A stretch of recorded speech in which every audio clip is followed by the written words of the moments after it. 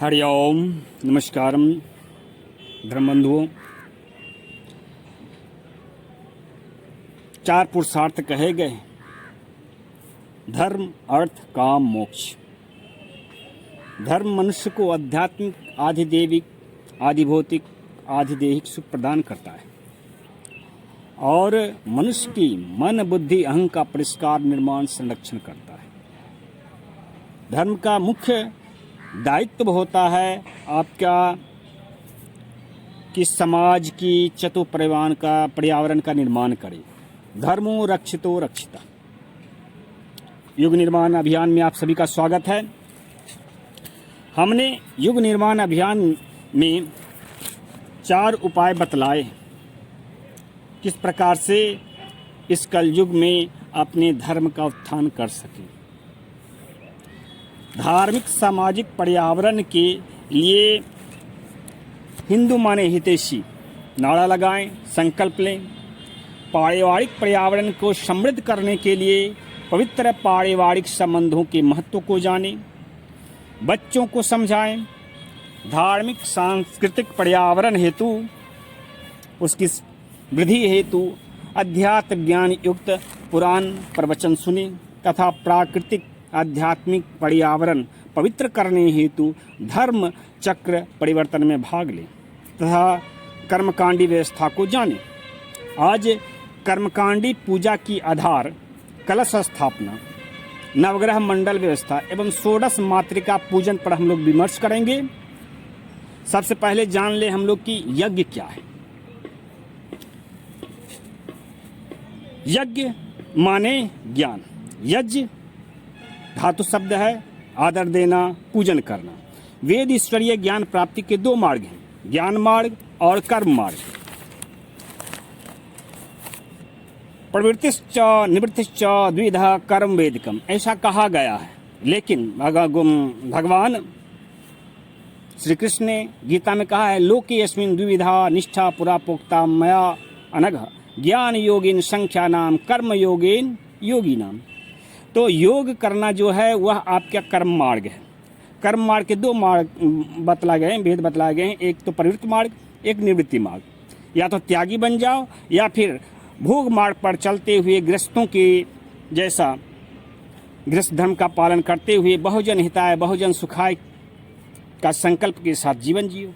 दोनों का मुख्य उद्देश्य क्या है? संन्यास मार्ग हो या गृहस्थ जीवन, दोनों का मुख्य उद्देश्य है व्यक्ति को सामाजिक, धार्मिक कर्तव्य दायित्व का पालन करने को प्रेरित करना, वसुधैव कुटुंबकम की भावना को धर्म प्राण में प्रतिष्ठित करना, हितैषी भावना, हितैषी कर्म, सदाचार, परोपकार को पुण्य धर्म घोषित करना एवं परपीड़ा, शोषण, दमन, अत्याचार को, अधर्म विधर्म को पाप संबोधित कर निंदा करना, यही यज्ञ है।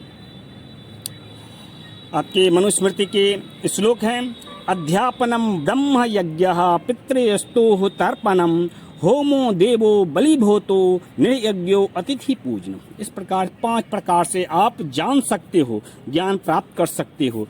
तो यज्ञ करना सामाजिक अवदान है, निवेश है, ज्ञान है। मनुष्य ही नहीं बल्कि समाज भी तप करता है। जो तप करता है वो कर्म करता है। तो मनुष्य सिर्फ 70-80 वर्ष तक कर्म करता है यानी तप करता है, जबकि समाज जो है परंपराओं के माध्यम से हजारों वर्षों तक तप करता है। और संस्कृत का एक श्लोक है अवदान प्रकरण का, तद एतत् यद यद स यद अग्नो जुहोति। जो यज्ञ में हवन करता है वह अवदान करता है, निवेश करता है, फिक्स डिपॉजिट जिसको कह लेते हैं। तो यज्ञ माने हुआ कि मन वाणी तल्लीन कर प्राण स्वरूप मनुष्य को जान लेना। आपका एक स्वरूप है जिसके कारण आप चेष्टा करते हैं, उसको जान लीजिए।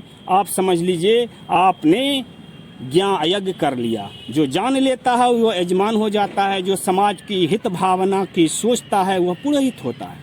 वागेव देवा मनः पितरः प्राणो मनुष्य। वाणी को जान लेना, वाणी में क्या है वो देवता का प्रसंग हुआ, मन में जो भावना है वो पितर का पक्ष हुआ, और जो चेष्टाएं आप कर रहे हैं वो मनुष्य को जानने के लिए कर रहे हैं। मनुष्य को आप जान जाइएगा चेष्टाओं के माध्यम से। इस प्रकार से यज्ञ 5 प्रकार के होते हैं। ब्रह्म यज्ञ, निरीह यज्ञ, भूत यज्ञ, पितृ यज्ञ और देव यज्ञ। आज हम देव यज्ञ के विषय में जानेंगे, जिसमें नवग्रह मंडल की स्थापना होती है। कहते हैं यह बहुत खर्चीला होता है, पंडित जी ठगते हैं। वास्तव में जब आप बड़ा कार्य करते हैं तो उसमें धन का भी व्यय ज़्यादा होता है। इस संसार के सभी प्राणी जो होते हैं ग्रहों के अवतार होते हैं। मनुष्य जीवंत साकार रूप में ग्रह होता है। किसी मनुष्य में जीवांश तो किसी में परमात्मांश का वास रहता है। राम कृष्णादयः सर्वे अवतारा भवन्ति वे। 24 अवतार ही नहीं है, वो सब एक दृष्टांत है। वास्तव में सभी महापुरुष अवतार होते हैं। क्यों होता है अवतार? दैत्यानाम बलनाशाय, देवानाम बलवृद्धये, धर्म संस्थापनाय अर्थाय ग्रहा जाता शुभाक्रमात्। बस अच्छाई की वृद्धि के लिए अवतार होता है। पौराणिक युग में संसार में 9 प्रकार के आध्यात्मिक प्रक्षेत्र थे, विभक्त थे। भारतवर्ष, इलावर्ष, केतमाल वर्ष, हरिवर्ष आदि आदि आदि। उन 9 प्रकार के जो वर्ष थे वह नवग्रह का प्रधान थे, नवग्रह विशेष से प्रधान थे उनका चरित्र। देश आज भी है वो। तो हम लोग जो यज्ञ हवन करते हैं तो उन्हीं को आवाहन कराया जाता है, उन्हीं का न्यास किया जाता है अक्षतों के माध्यम से, और उन्हीं का हवन प्रदान किया जाता है, ताकि हमारा परिवेश है ना सुख शांति समृद्धि की याचना के माध्यम से करेंगे और उनके सुख शांति समृद्धि प्राप्त हो सके। अस्तु समाज के समस्त नर नारी के पितरों को, कुल देवताओं को, इष्ट देवताओं को नवग्रह मंडल स्थापित कर नवकुंडीय हवन कुंड बनाकर संतुष्ट किया जाता है। फलतः वसुधैव कुटुम्बकम का प्रचार प्रसार होता है और इसका जीवंत साकार रूप ब्राह्मण होते हैं, पुरोहित होते हैं। इस महत् कार्य में धन तो आवश्यक है, स्वाभाविक है। इसका प्रमाण क्या है? आपका दूसरा प्रश्न होगा कि ब्राह्मण पुरोहित हमको ठगते नहीं हैं और हम सभी जाति, धर्म, संप्रदाय, वंश नस्ल के लिए हवन करते हैं। कर्मकांडी पूजा यज्ञ सिर्फ व्यक्तिगत नहीं होता है। उत्तर है ब्राह्मण पुरोहित वस्तव बंधुत्व के एक तरह से कहे के दूत होते हैं। गीता का श्लोक है ओम तत्सत इति निर्देशो ब्रह्मणस्त्रिविधः स्मृतः ब्राह्मणस्तेन वेदाश्च यज्ञाश्च विहिता पुरा। ये परंपरा पुराने युग से चला जा रहा है। ओम तत्सत इति यानी कि आध्यात्मिक, आधिदेविक और आधिभौतिक तीनों का स्वरूप आप जान लीजिए, आप यज्ञ को जान जाइएगा। यक्षत जो होती हैं आप मुख्यतः आपके 4 प्रकार के होते हैं, 4 से 5 प्रकार के होते हैं, रंगों की होती है ना। तो ये मुख्यतः आपके संसार में 4-5 वर्णों के जो मनुष्य हैं, मानव समुदाय हैं, उसका प्रतिनिधित्व करते हैं कर्मकांड में। यूरोपियन श्वेत वर्णी या अफ्रीकन जो होते हैं कृष्ण वर्णी होते हैं। चीनी जो होते हैं आसियान देश वाले पीत वर्णी होते हैं। मध्य पूर्व में एशिया वाले जो होते हैं, यूरोपियन जो होते हैं, आपके वो भारतीय जो होते हैं वो रक्त वर्णी होते हैं, लाल वर्ण वाले होते हैं। ये चारों जातियों के जो द्योतक होते हैं अक्षतों के माध्यम से नवग्रह मंडल वास्तु पर प्रतिष्ठित एवं पूजित होते हैं। अब देखिए कौन कौन सा ग्रह किस किस वर्ण के जाति समुदाय का प्रतिनिधित्व करते हैं। सूर्य ग्रह और मंगल ग्रह लाल वर्णीय मानव समुदाय का प्रतिनिधित्व करते हैं। शुक्र ग्रह और चंद्र ग्रह श्वेत वर्णीय मानव समुदाय का प्रतिनिधित्व करते हैं। राहु, केतु एवं शनि कृष्ण वर्णीय श्यामल गाधधारी मानवों के समूह का प्रतिनिधित्व करते हैं। बृहस्पति ग्रह और बुध ग्रह पित्त वर्णीय अक्षत पीले रंग के मानवों का प्रतिनिधित्व करते हैं।